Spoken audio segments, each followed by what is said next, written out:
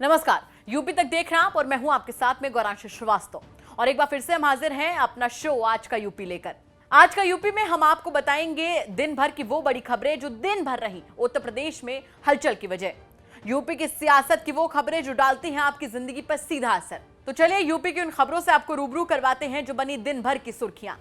हर दिन हम आपको एक ही बात कह रहे हैं कि उत्तर प्रदेश में सियासी हलचल जमकर मची हुई है, लेकिन अब तक बात करते थे सिर्फ बीजेपी में अंदर खाने चल रही कलह की।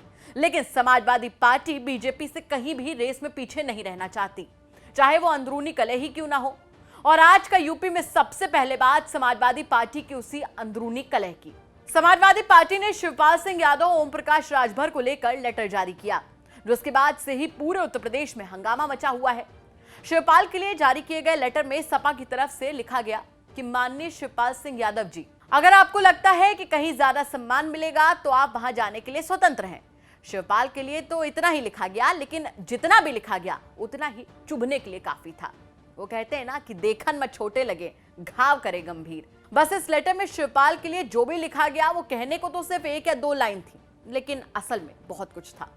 वहीं ओम प्रकाश राजभर के लिए तो तफसील से समाजवादी पार्टी की तरफ से पत्र लिखा गया था। ओपी राजभर के लिए सपा की तरफ से जो पत्र जारी किया गया उसमें लिखा था, श्री ओम प्रकाश राजभर जी, समाजवादी पार्टी लगातार भारतीय जनता पार्टी के खिलाफ लड़ रही है। आपका भारतीय जनता पार्टी के साथ गठजोड़ है और लगातार भारतीय जनता पार्टी को मजबूत करने का काम कर रहे हैं।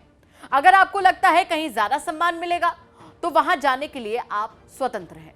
इन 2 लेटर्स ने यूपी की सियासत में भूचाल लाकर रख दिया, जहां शिवपाल की तरफ से भी लेटर के बाद ट्वीट आ गया कि मैं वैसे तो सदैव ही स्वतंत्र था, लेकिन समाजवादी पार्टी द्वारा पत्र जारी कर मुझे औपचारिक स्वतंत्रता देने हेतु सहृदय धन्यवाद।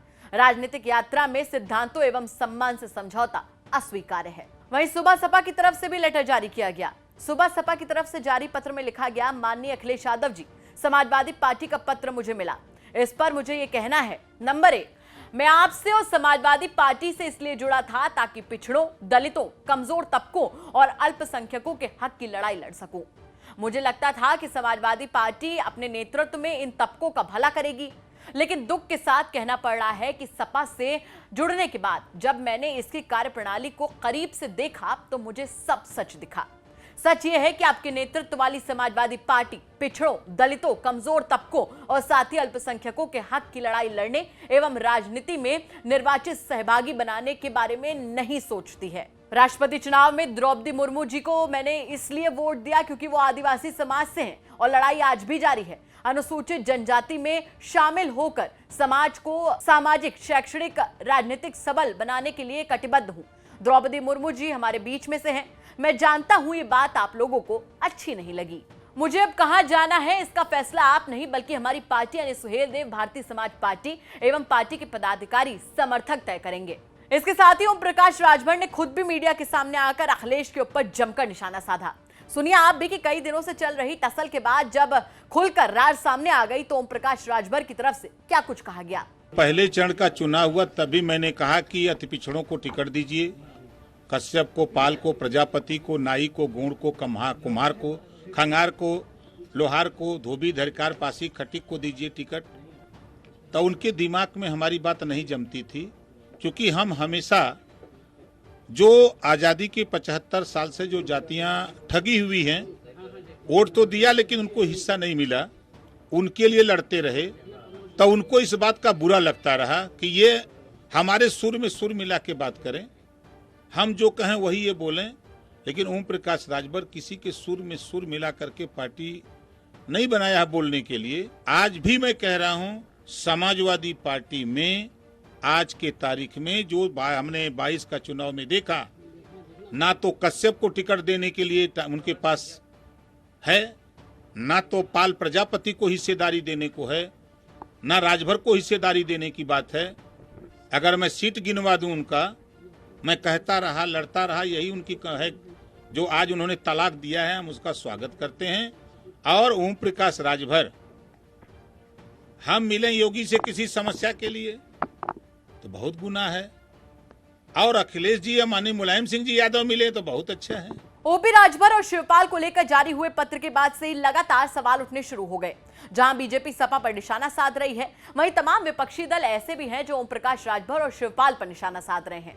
खैर, अब उत्तर प्रदेश में ये जो सियासी संग्राम शुरू होगा, उसके बाद ये कहना बिल्कुल भी गलत नहीं होगा कि देखते जाइए कि प्रदेश में अभी बहुत कुछ बड़ा होने वाला है। खैर, आज का यूपी में रुक कर लेते हैं आज की अगली खबर का। क्या हो अगर हम आपसे कहें कि लखनऊ में कांग्रेस का दफ्तर बीजेपी में हो गया है, तो आप मानेंगे? नहीं ना। लेकिन हम आपको बताएंगे नहीं, सीधा दिखाएंगे। देखिए, ये बीजेपी का दफ्तर नहीं बल्कि कांग्रेस का दफ्तर है, जहां कांग्रेस का झंडा दिखे ना दिखे, बीजेपी के झंडे जो हैं वो आपको जगह जगह दिख जाएंगे। सोशल मीडिया पर ये बीजेपी के झंडों वाला कांग्रेस का दफ्तर वाला वीडियो जमकर वायरल है, जिसमें कांग्रेस कार्यालय में भाजपा के झंडे मिले हैं। चलिए लगे हाथ, अब पूरी डिटेल भी आपको दे देते हैं। दरअसल वायरल वीडियो लखनऊ के कांग्रेस कार्यालय का है, जिसमें ऊपरी मंजिल पर कुर्सियों पर भाजपा के झंडों को साफ तौर पर देखा जा सकता है, जबकि बाहर की तरफ कांग्रेस पार्टी का झंडा है। यह अपने आप में काफी चौंकाने वाला वीडियो है, जहां कांग्रेस के दफ्तर में, कांग्रेस के कार्यालय में बीजेपी के झंडे मिल रहे हैं। इस वीडियो पर अभी तक दोनों पार्टियों की ओर से किसी तरीके की कोई औपचारिक प्रतिक्रिया सामने नहीं आई है।